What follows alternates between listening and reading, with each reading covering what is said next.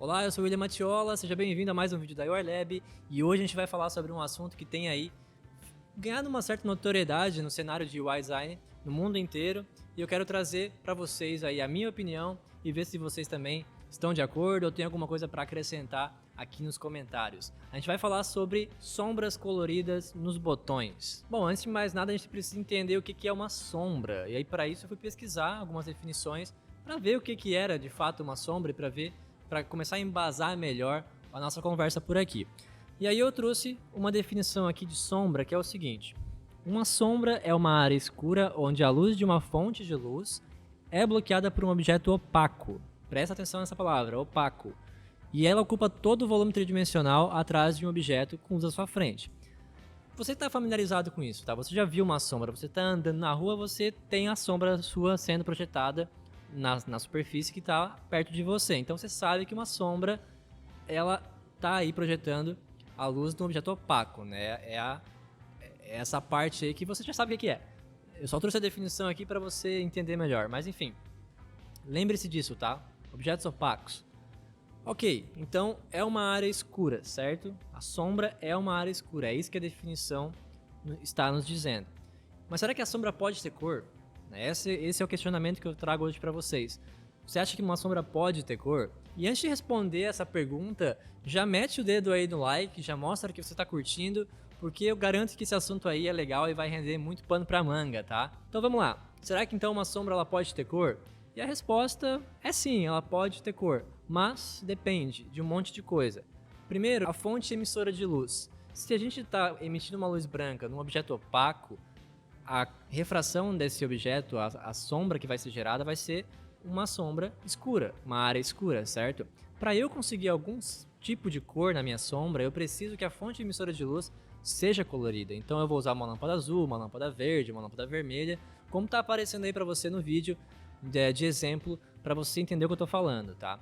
Esse tipo de luz vai gerar essas sombras coloridas projetadas na parede. Mas tem que entender que essa sombra vermelha, verde, azul, ela não está refletindo a cor do objeto. Então o objeto pode ser azul e a sombra pode ser amarela, por conta da fonte emissora de luz, né? No máximo um verde também, porque vai misturar talvez, mas não é a cor do objeto, tá? O que a gente vê no UI Design é a galera utilizando um botão vermelho com uma sombra vermelha, né? Então esse é o questionamento, essa é a tendência que eu quero conversar com vocês aqui, beleza?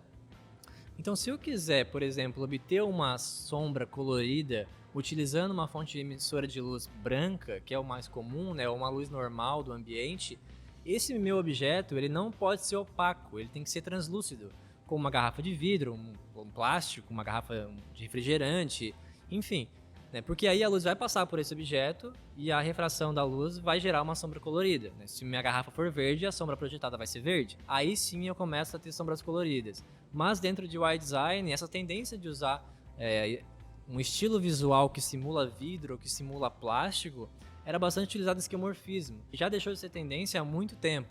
E por mais aí que tenha um burburinho de um novo esquemorfismo surgindo, não é algo que está ganhando muita atração. Então tá, se eu quiser ter uma sombra colorida, ou eu vou usar uma fonte de luz colorida, ou eu vou projetar uma luz num objeto translúcido. Mas isso não pode ser transportado para o mundo do UI Design, por exemplo, né? O que a gente vê é as sombras sendo colocadas em objetos que não são translúcidos, são, em sua maioria, lá uma cor sólida, tá? Bom, sabendo disso, então, que é difícil aí a gente obter essas sombras coloridas dentro de UI Design, você pode estar se questionando, tá, mas por que então que a galera está usando botão vermelho com uma sombra vermelha? É uma sombra entre aspas, né? Eu acredito que é basicamente um erro de semântica, porque se a gente pega os softwares, aplicativos de design, todos eles vão lá ter o efeito de drop shadow.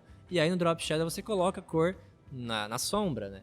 Mas tecnicamente não é uma sombra, porque não tem como um objeto vermelho emitir uma sombra vermelha. O máximo que pode acontecer, na minha opinião, tá? E testando isso, é a sombra ficar com um tom avermelhado, mas muito escuro. Não como a galera tá fazendo, colocando uma sombra super vibrante num botão que também é vibrante.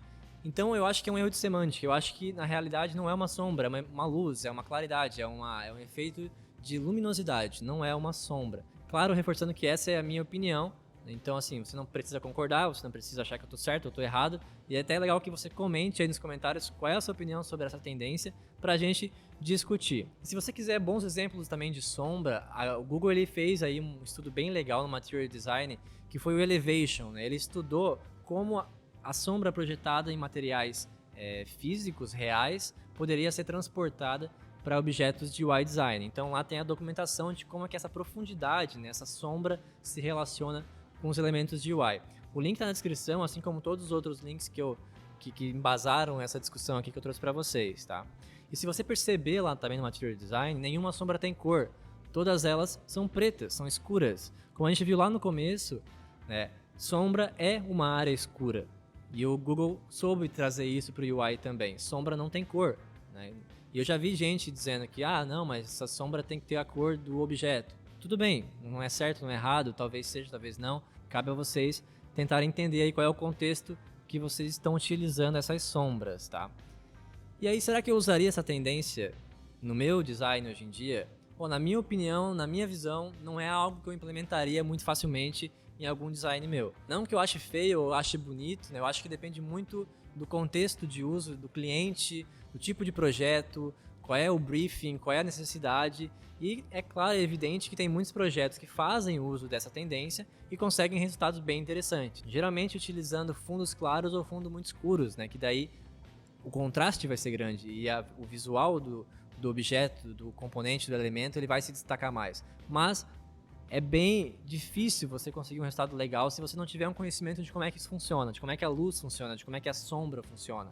Na minha opinião, é um erro de semântica, não é uma sombra, é uma luz, né, que está sendo emitida daquele elemento. E se você tem uma opinião diferente, agradeceria muito aí se você comentasse, colocasse sua opinião, porque é um assunto que ninguém comenta e eu resolvi trazer aí para gerar um pouco de discórdia, talvez. Gostaria que você continuasse esse bate-papo comigo, beleza? Então, se você quiser se aprofundar um pouquinho mais, tem alguns links na descrição, né? Se você quiser compartilhar algumas coisas também, comenta aí. E curte o vídeo, compartilha esse vídeo aí nas comunidades que você participa. Vamos gerar essa discussão, esse diálogo e ver se essa tendência é duradoura ou não é duradoura. Se você gosta de utilizar essas sombras coloridas ou se você acha também que não é interessante, deixa a sua opinião e nos vemos no próximo vídeo. Falou!